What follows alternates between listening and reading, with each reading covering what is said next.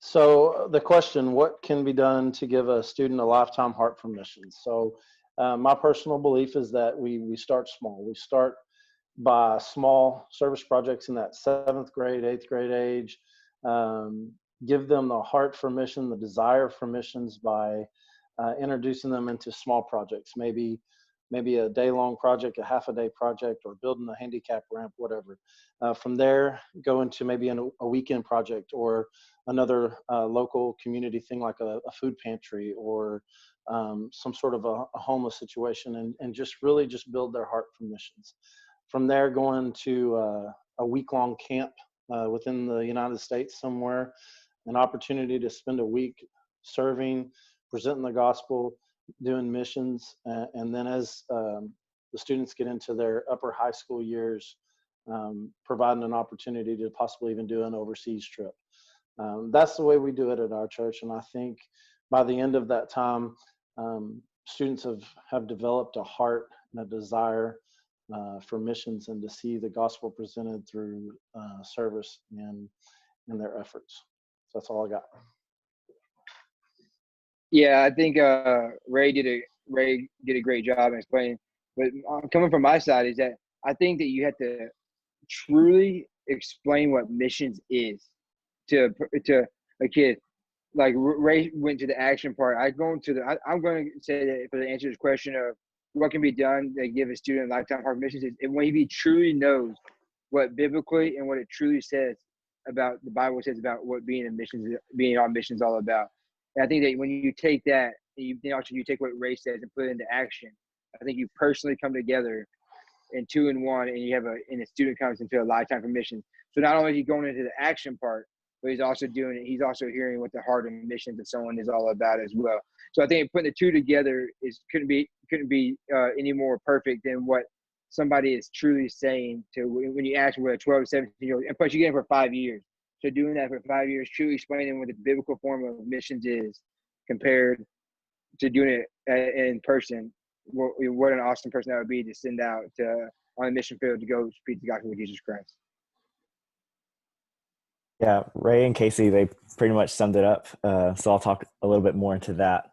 It starts with casting that vision, explaining to them, like Casey said, like, what is it to be mission minded, getting them to see, like, you need to share the gospel and you need to bring in gospel conversations and share Jesus with them. Because if we're not doing that, then what are we really doing? We're just helping somebody's day. And so if we're not bringing that life change to their lives and the service that we do, then it was all for nothing. And so getting that mindset to them first off, and then to build upon Ray's point of just providing those opportunities for them. It's like in my church, we start that when they're younger kids, like 4th and 5th grade, and we really press into that in middle school, just providing them all sorts of opportunities to go out and serve just locally. And then whenever they get into high school, we start opening up overseas trips and stuff for them to go on, just to press into that gospel mindset and sharing the gospel and bring that missions mindset to them. So, and we've seen just from the kids in our church that when they start doing that at a younger age and into high school, that they'll take that with them into their college years and beyond. Okay, so I think you guys have hit you guys have done a great job of hitting all the points, but I think the one thing that I would add to what you have said, because I agree with Ray that we've got to start small. I mean, and build on that. We've got to know, Casey, like you said, how what it means to be mission minded, what it means to be missional, what missional living looks like, and that starts obviously, Robert, like you said, with vision casting, and so I guess the word I would add to that would be intentionality. Because like you said, we have 5 years or 4 years, or they might come in at 14 and we have 3 years, or 15 and we have 2 years. And so we don't know what spiritual state they're in. We don't know what they know. We don't know where their heart is, even for the Lord. So I think intentionality and getting in there and teaching them that, casting the vision, like you said, Robert, and teaching them what it means to be on mission for Jesus, his love for us and why we do missions. I think those things are critical. And then putting the hands and the feet to the theory, like Ray said, and doing the little things are really important. So I guess that's what I would add to it. Yeah, we were on the same page all night.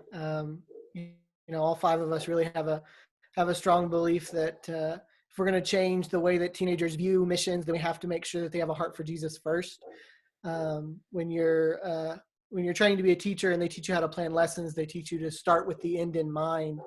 And so that when you're planning your lesson, you know what you want them to know at the end.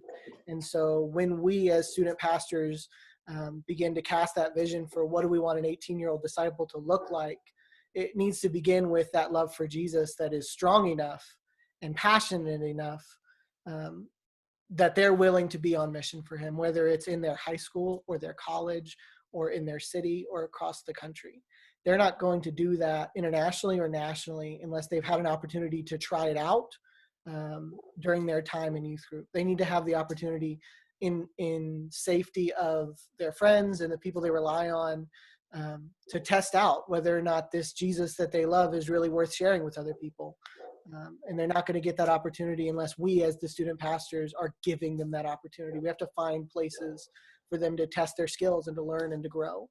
And so if we want to change these students and if we want to give them a heart for missions, then I think that as pastors, as leaders, we need to bring them to places where they can be on mission for Jesus. We have to give them those opportunities. They're never going to know whether or not they have a heart for missions or not.